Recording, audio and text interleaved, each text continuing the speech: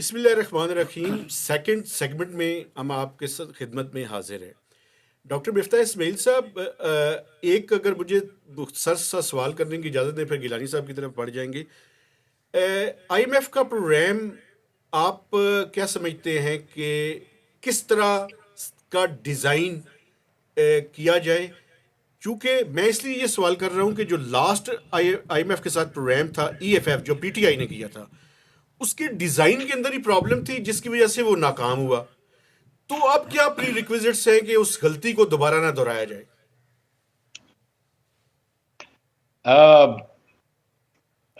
دیکھیں، آئی M F کے programme کے ڈیزائن میں بھی شاید غلطی ہوگی، کچھ ہماری بھی ڈیزائن میں غلطی ہے، پاکستانیوں کی ڈیزائن میں بھی غلطی ہے۔ آئی تھنک یہاں پہ بھی کچھ مینوفیکچرنگ فالٹ لگ رہا ہے۔ دیکھیں، گزارش یہ ہے کہ میں سمجھتا ہوں 5-6 چیزیں کرنی ہوں گی پاکستان کو اس وقت اس بھنور سے نکلنے کے لیے، معاشی بھنور سے نکلنے، اور اس میں سے جتنی آئی ایم ایف کروا سکتا ہے اپنے پروگرام میں اسٹرکچرل چینجز وہ کروانی چاہیے، کیونکہ آپ نے جو دیکھا نا کہ فرنٹ لوڈ ہوتا ہے، بیک لوڈ ہوتا ہے، واٹ ایور، لیکن یہ نومیریکل ٹارگیٹس ہوتے ہیں کہ یار پرائمری ڈیفیسٹ کو اتنا کر دو، زیرو کر دو، یا پرائمری سرپلس پہ لے آؤ، یا ٹیکس ریونیو کو 11,000 سے اگلے سال کہیں گے 14,000 لے جاؤ، یا 14 سے 17 لے جاؤ۔ یہ مسئلے کا حل نہیں ہے، ہمیں اسٹرکچرل چینجز کرنے پڑیں گے۔ تو میں سمجھتا ہوں کہ نمبر 1 اسٹرکچرل چینج جو پاکستان میں ضرورت ہے وہ این ایف سی ایوارڈ کی چینجز ہے۔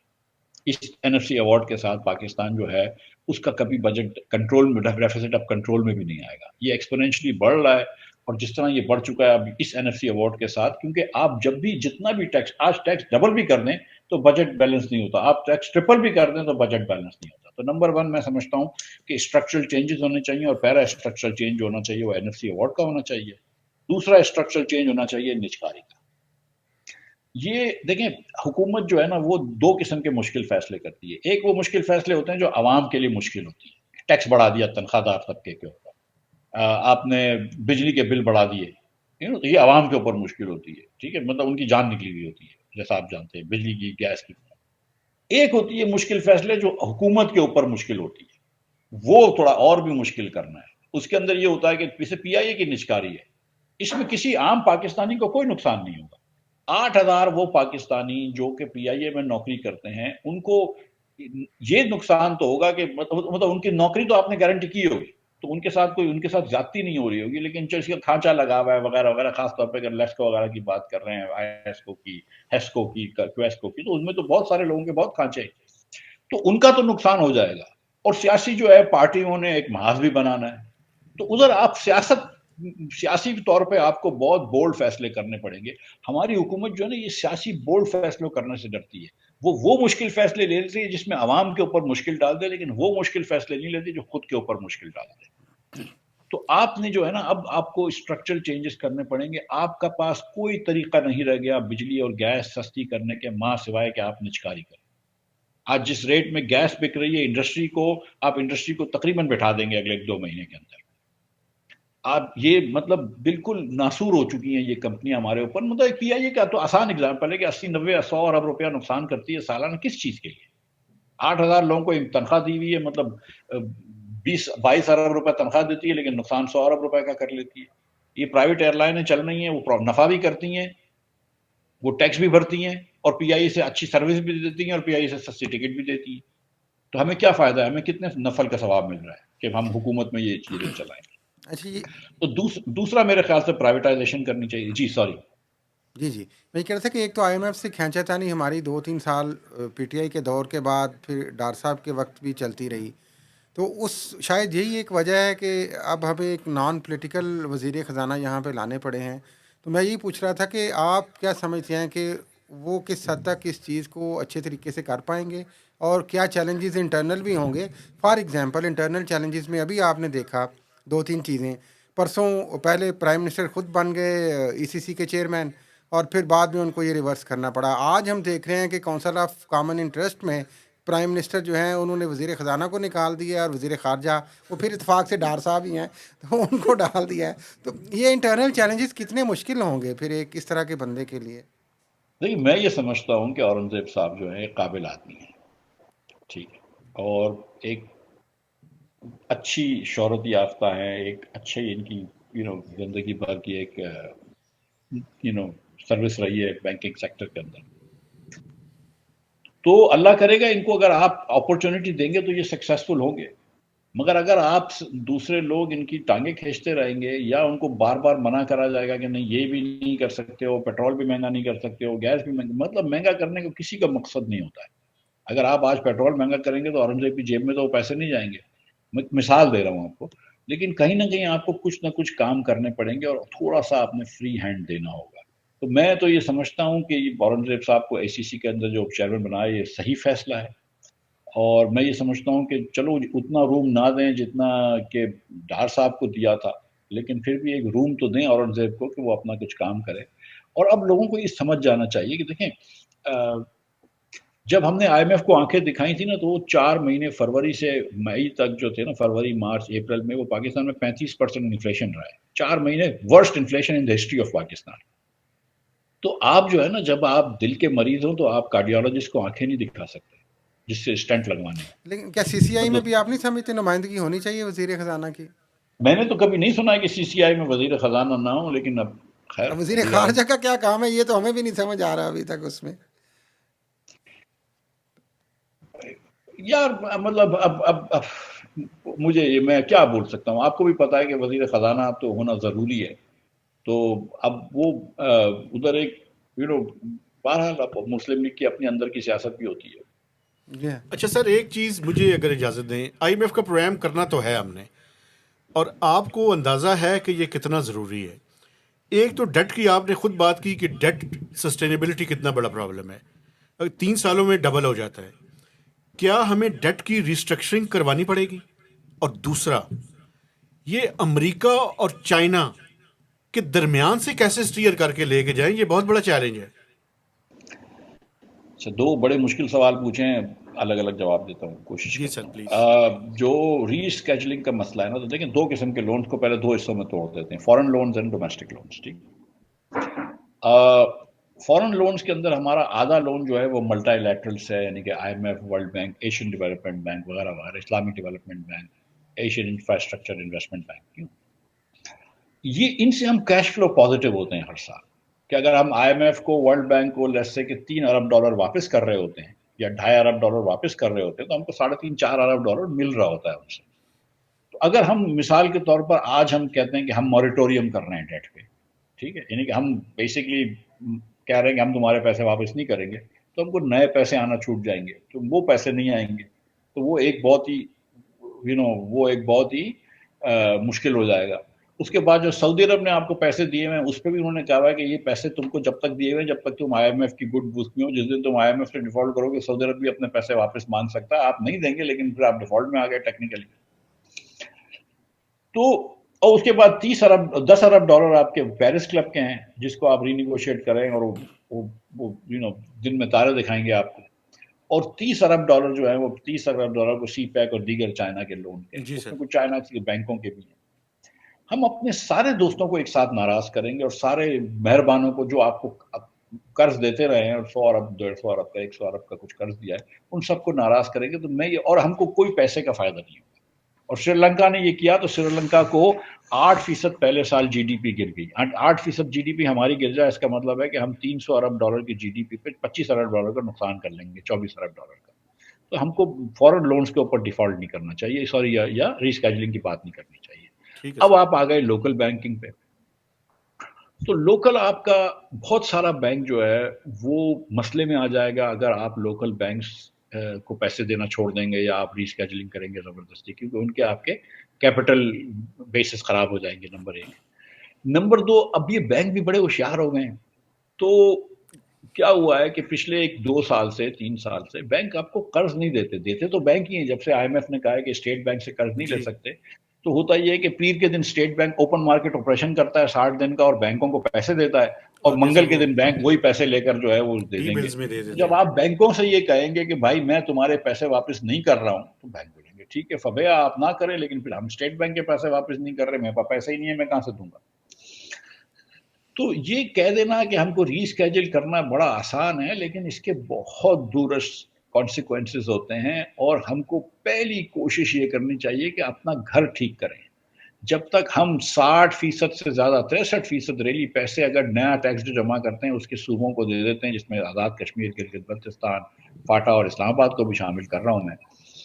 تو آپ کے پاس آپ مطلب میں آپ سے گزارش کر رہا ہوں نا کہ آپ اگر اس سال 10,000 کریں گے، آپ 20,000 بھی کر لیتے یا 30,000 بھی کر لیتے تو بڑی مشکل سے آپ کا تو بھی آپ کا ٹیکس جو ہے وہ نہیں ہوتا، بجٹ ڈیفیسٹ پورا نہیں ہوتا فیڈرل گورنمنٹ کا. تو ٹھیک کہہ آپ رہے نے ہیں تھوڑی سی صاحب. اسکیمیں چینج کرنی ہوں گی. آپ جو لوگ مجھے کہتے ہیں کہ یار ڈیفینس کا خرچہ بہت ہے تو اس کی بات نہیں کرتا، اور اس کا سول گورنمنٹ کا خرچہ بہت ہے تو اس کی بات نہیں کرتا، پینشن کی، تو بھائی پینشن ختم کر دو، دینے سے مکر جاؤ. فیڈرل گورنمنٹ کو پوری کو بند کر دو، پوری ڈیفینس کو بند کر دو، پوری سبسڈیز کو بند کر دو، ٹیرف ڈیفرینشیل سبسڈیز، غریب لوگوں کی جو پروٹیکٹڈ کنزیومر سبسڈیز بند کر دو، اور بیسٹ کی سبسڈیز بند کر دو. یہ سب ملا کے بھی آپ 3,500-4,000 ارب روپیہ بھی بچا سکتے ہیں. آپ کا ڈیفیسٹ 8,000 ارب کا ہے. جی. سو مسئلہ اس کے بہت آگے نکل گیا ہے. تو ہم کو یہ چیزیں کرنی ہوں گی، اور اچھا IMF یہ اسی لیے چائنا اور امریکہ والا ضرور جواب دیں سر، آپ خود فیس کرتے رہے ہیں اس کو. سر یہ جو ہے نا، مطلب میں آپ کو بتاؤں 2 مسئلے بڑے سنگین تھے میرے سامنے. ایک یہ چائنا امریکہ کا، اور ایک بلوچستان میں یہ جو ٹیوب ویل کے جو بجلی کے بل آتے تھے وہ وفاق اور سبسڈی اس کو جو ہے. سیٹل کرنا، تو وہ بڑا ایک مشکل تھا. تو دیکھیں ہم کو ضرورت امریکہ کی بھی ہے. امریکہ اور یورپ ہمارا سب سے بڑا امپورٹر ہے ہماری مصنوعات کا. ٹھیک ہے، ہماری ٹیکسٹائل انڈسٹری جو ہے وہ سب سے بڑا وہ چلتا ہے. ٹھیک، چائنا سے ہم 4 بلین کی چیزیں بیچتے ہیں لیکن 16 بلین کی چیزیں خریدتے ہیں. ادھر جو ہے وہ ہم زیادہ تر جو ہے وہ مال بیچتے ہیں. ٹھیک، IMF اور ورلڈ بینک بھی امریکہ کی ایما پہ چلتا ہے تو ہم ان سے بھی پنگا نہیں لے سکتے. ٹھیک، اور پیچھے آپ کی جو انفراسٹرکچر ہوئی ہے، جو آج بجلی بن رہی ہے، اگر آپ کے پاس 2 کلو واٹ بجلی آ رہی ہے تو اس میں 1 کلو واٹ تو چائنا کی وجہ سے آ رہی ہے. یہ جو بجلی کول کے لگے ہیں، اور انفیکٹ ایون جو GE کے لگے ہوئے ہیں اس پہ بھی چائنا کا لوگوں نے EPZ چائنا نے کری ہے، جو بکی بلوکی اور حویلی میں لگے ہوئے ہیں. ایک مثال ہے آپ کی، جس روڈ پہ آپ لوگ موٹر وے کی باتیں کرتے ہیں، گاڑی چلاتے ہیں، وہ تو چین کی بنی ہوئی ہے. ان کے قرض ہے، آپ نے واپس کرنی ہے. گوادر پورٹ ان کا بنا ہے، اور کچھ نہ کچھ تو اس کی اس طرح سوچے نا کہ کچھ نہ کچھ تو اس کی اسٹریٹجک افادیت ہوگی نا. اگر دوسرے لوگ اتنے پریشان ہیں اور روز اگر چائنیز کے اوپر حملے کرتے ہیں، چاہے وہ گوادر میں ہو چاہے وہ داسو میں ہو، تو دنیا کا جو ہمارے دشمن ہیں وہ تو یہ چاہ رہے ہیں نا کہ یار یہ چیز ختم ہو جائے، ہماری چائنا سے دوستی ختم ہو جائے، ہم چائنا سے تعلقات خراب ہو جائیں، چائنا کی سرمایہ کاری ختم ہو جائے. تو کم از کم ہمارے دشمنوں سے ہم کو انڈیکیشن مل جاتی ہے کہ یہ کتنا امپورٹنٹ ہے ہمارے لیے، اگر ہم کو خود سمجھ میں نہیں آیا. مینج کیسے کریں گے اس کو؟ سر اس کے ساتھ دیکھیں، رشیا اور چائنا، رشیا اور امریکہ سے دونوں سے انڈیا نے دوستی کری ہے. سعودی عرب نے چین سے دوستی کر لی ہے، ایران سے دوستی کر لی ہے، رشیا سے دوستی کر لی ہے، اور امریکہ سے دوستی کر لی ہے. تو آپ کو دونوں کو لے کر چلنا پڑے گا. کوئی اس کا وہ نہیں ہے کہ ایک دن جا کے ہر چیز ختم ہو جائے گی. ایک ایشو سالو کریں گے اگلا ایشو آ جائے گا، اگلا ایشو سالو کریں گے اگلا ایشو آ جائے گا. نہ اس طرف زیادہ جھک جائیں نہ اس طرف زیادہ جھک جائیں، دونوں کو ساتھ لے کر چلنا پڑے گا. تھوڑی سی ڈپلومیسی کرنی پڑے گی. یہ تو چلنا چاہتے ہیں لیکن امریکہ کو کیسے راضی کریں گے؟ سر مجھے اگر اجازت دیں ایک بات میں کروں. جی آپ کیسے چلاتے رہے ہیں؟ آپ، مجھے بھی پتہ ہے آپ بھی بڑے پریشان تھے دونوں کو چلانے میں. نہیں بالکل. اس میں مطلب اس میں دیکھیں میری بات سنیں، میں اس میں فنڈامنٹلی بات سمجھتا ہوں کہ دونوں کو ساتھ رکھنا ہے. ٹھیک، یہ بالکل ہم اچھا. اب مجھے اس وقت ورلڈ بینک کہہ رہا تھا، امریکہ کہہ رہا تھا کہ چائنا والے جو پاور پلانٹ ہیں ان کو ری نیگوشیٹ کرو. تو کیسے ری نیگوشیٹ کرے؟ ہم نے ساورن کمٹمنٹ ہے اور چائنا بات کرنے کے لیے تیار نہیں ہے. تو میں چائنیز امبیسڈر کے گھر پہ کھانے وانے پہ گیا ہوں، اس کو اپنے گھر پہ کھانے پہ بلایا ہے. انہوں نے کہا ہوا تھا کہ بھائی ایشین انفراسٹرکچر بینک نے ورلڈ بینک کے ساتھ ایک لون کو ہم نے مشروط کرا ہوا تھا. میں ان کے پاس گیا کہ یار ورلڈ بینک والے تو ہم کو پیسے نہیں دے رہے کہ ہم تم سے ری نیگوشیٹ کریں، تم نے اپنا لون ان سے مشروط کرا ہوا ہے. پھر اس کو میں نے ہٹوایا اور ایشین ڈیولپمنٹ بینک سے مشروط کروایا. بہت ساری تو ایک طرف چائنا سے بھی دوستی رکھی تھی اور امریکہ سے بھی دوستی رکھی تھی. ان کو بھی سمجھا رہے تھے کہ ہم ری نیگوشیٹ نہیں کر رہے، لیکن ان کو بھی ساتھ لے کر چلنا ہے. دیکھیں ایک بات میں چائنا اور امریکہ دونوں متحد ہیں کہ پاکستان کو اپنی چادر دیکھ کے پیر پھیلانی ہے. ٹھیک ہے، میں آپ کو سچ بتا رہا ہوں کہ نہ امریکہ چاہتا ہے نہ چائنا چاہتا ہے کہ ہم ڈیفالٹ ہوں. بالکل کوئی نہیں چاہتا ہے. میں آپ کو بتاؤں اچھا یہ سر، کسی کے ہاتھ میں ایک اسی سے ریلیٹڈ کیپیسٹی ری پیمنٹس 2 ٹریلین سے زیادہ کی، یہ کیسے ہوگا سر؟ سر 2150 ارب روپے کی کیپیسٹی ری پیمنٹ ہے. تو شاید ہم کو اس وقت بھی سوچ لینا چاہیے تھا جب ہم لگا رہے تھے، کہ جب ہم دنیا سے یہ باتیں سر نون لیگ کی حکومت تھی، آپ تھے اس میں. نہیں ٹھیک ہے، میں آپ کے مطلب، لیکن میں آپ کو جو بتا رہا ہوں کہ وہ بتا، لیکن اس میں بعد ایک اور چیز بھی ہوئی ہے. آپ نے دیکھیں سر 2-3 چیزیں ہوئی ہیں. آپ نے بجلی لگا لی. ادھر پاکستان میں گھنٹے پہ گھنٹہ لوڈ شیڈنگ ہوتا تھا. میں اس زمانے میں لاہور میں رہتا تھا اور آپ سب کو بھی پتا ہے کراچی میں اتنی لوڈ شیڈنگ نہیں ہوتی تھی. باقی پاکستان میں گھنٹے پہ گھنٹے لوڈ شیڈنگ ہوتی تھی. اندرون سندھ جو ہے وہ 12 گھنٹے تو اچھا دن نکلتا تھا. 18 گھنٹے ہی لوڈ شیڈنگ ہوتی تھی. ٹھیک ہے. کئی کئی ایسے گاؤں بھی ہیں پنجاب اور سندھ کے اندر اس کے جدھر 2 دن تک بجلی نہیں آتی تھی. یہ ہم سب جانتے ہیں. تو بجلی لگانا تو ضروری تھی, لیکن بجلی کی پالیسیز بھی بہتر کرنی ضروری تھی نا. ہم کو ایک بات سے سوچنی تھی کہ یہ جو پاور پلانٹس ہیں کیا یہ جو ہم کر رہے ہیں اس کے اندر ڈالر جنریٹ ہوں گے کہ نہیں ہوں گے.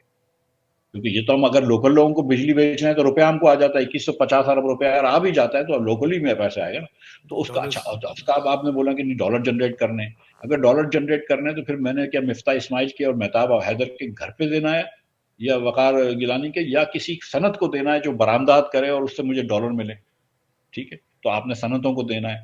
تو آپ نے جو ہے وہ آپ کے آدھے سے زیادہ جو بجلی کے کسٹمرز ہیں وہ پروٹیکٹڈ کسٹمر ہیں. بہت غریب لوگ ہیں اس میں کوئی ڈاؤٹ نہیں ہے, لیکن 50 اور 100 یا 200 یونٹ سے کم لیتے ہیں آدھے سے زیادہ. اب تو میرے خیال ہے کچھ 60-70% ہو گئے جو 200 یونٹ سے کم لیتے ہیں. آپ ان کو سبسڈائز بجلی دے رہے ہیں, صنعت کو مہنگی دے رہے ہیں. چلو یہ بھی ہے.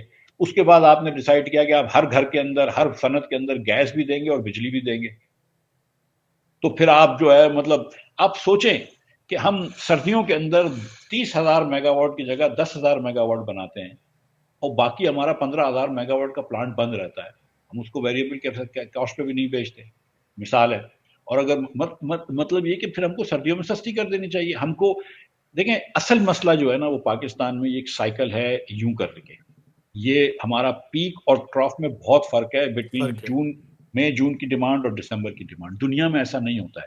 اگر آپ انڈسٹری کو بجلی دیتے ہو تو لوڈ جو ہے وہ اسینشلی جو ہے وہ یونیفارم چلتا رہے گا. لیکن کیونکہ گھروں میں دی ہوئی ہے تو گھروں میں ایئر کنڈیشنز چلتے ہیں آپ کے جون جولائی میں, بند رہتے ہیں نومبر دسمبر میں, تو وہ بجلی جو ہے اس کی کنسمپشن اوپر نیچے بہت ہو گئی ہے. پالیسیز کو ریویو کرنا ہے. بریک سے پہلے صرف بریفلی اگر آنسر دے دیں, وہی میں کہہ رہا تھا کہ پاکستان بھی راضی ہے, چائنا بھی راضی ہے, لیکن امریکہ کو کیسے راضی کریں؟ سر امریکہ بھی راضی ہے, کس بات پہ راضی نہیں ہے؟ آئی ایم ایف آپ کے ساتھ ادھر آ کے یہ اگریمنٹ کر رہا ہوتا ہے, اسٹاف لیول اگریمنٹ, اگر امریکہ راضی نہیں ہوتا تو. لیکن آپ نے امریکہ یہ بولتا ہے کہ یار اگر ہم پیسے دے رہے ہیں تو یہ چائنا کو نہیں دینا. ان کو بہت زیادہ دیکھیں چائنا کا ایک آبسیشن ضرور ہے امریکہ کو. ٹھیک ہے. اور اب چکر یہ کہ چائنا جو ہے وہ ایک چیلنجر ہے جو اٹھ کے آ رہا ہے. اب امریکہ جو بھی کر لے اس نے اس کو چپ بیچنا چھوڑ دیا, یہ کرنا, لیکن چائنا تو اٹھ کے آئے گا ہی نا. مطلب وہ تو اب نہیں روک سکتے نا. ٹھیک ہے. اور ایسا 100 سال کے اندر 125 سال کے اندر امریکہ کے خلاف کوئی نہیں کھڑا ہوا. رشیا بھی کھڑا تھا تو وہ ویپنز لے کے کھڑا تھا, اکانومی نہیں چل رہی تھی. ان کی تو اکانومی بھی چل رہی ہے اور پیچھے اور بھی چیزیں. تو اب ہماری جو ڈپلومیسی ہے فارن آفس کا یہ کام ہے نا کہ آپ دونوں دیکھیں نا, فائنانس منسٹر کا یہ کام ہے کہ فسکل پالیسی کو بھی صحیح کرے اور مانیٹری پالیسی کو بھی صحیح کرے. بالکل. تو فارن لیکن آفس کیا کا آپ یہ کام سمجھتے ہے ہیں کہ کہ جس طرح آپ نے کہا کہ چائنا جو امریکہ کو چائنا کا obsession ہے, تو کیا پاکستان اسی چیز کا شکار نظر آتا ہے آپ کو تھوڑا بہت؟ نہیں, ہم اپنی غلطیوں کے شکار ہیں. میں آپ کو سچ بتا رہا ہوں کہ ہم جدھر آئے یہ صرف اپنی مینوفیکچرنگ فالٹ ہے. میں قسم سے بتا رہا ہوں, یہ آپ کو نہ امریکہ ڈیفالٹ کرانا چاہتا ہے نہ چین ڈیفالٹ کرانا چاہتا ہے. ہم سے تو یہ سچ میں آپ کو بتا رہا ہوں کہ پریشانی ہوتے ہیں یار. مطلب ہم جب چائنا والوں سے ملنے جاتے ہیں تو وہ جو شہباز صاحب کہتے ہیں نا کہ میں آتا ہوں تو لوگ بولتے ہیں دیکھیے پیسے مانگنے آ گیا. مطلب سوچے تو صحیح آپ یار. مطلب جب بھی وہ چائنیز سمجھدار ایمبیسڈر ہے کو نا جی, وہ اپنے, پہلے ہی بتا دیتے ہیں. ٹھیک ہے, چائنیز ایمبیسڈر کو میں اپنے گھر پہ لا رہا ہوں تو مجھے اس سے کہنا ہے کہ یار یہ لون کو یوں کر دے. اس کے گھر پہ جا رہا ہوں تو میں کچھ اس سے میں کہہ رہا ہوں. کبھی ایسا بھی تو ہو نا کہ کسی کے ساتھ آدمی روٹی کھا لے, کوئی بات کرے. اور چلیں کوئی یہ ڈیمانڈ نہ کرے. میرا خیال ہے کہ سلوشن کی طرف جاتے ہیں ایک سر بریک کے ایک بعد. وقفہ لیتے ہیں, وقفے کے بعد ہم یہ جتنی ہم نے گفتگو کی ہے اس کو سم اپ کریں گے. تو اس لیے بڑا امپورٹنٹ ہے کہ ہمارے جو دیکھنے والے ہیں ہمارے ساتھ ہی رہے گا. تیسرے سیگمنٹ میں اجازت دیجیے. اللہ حافظ.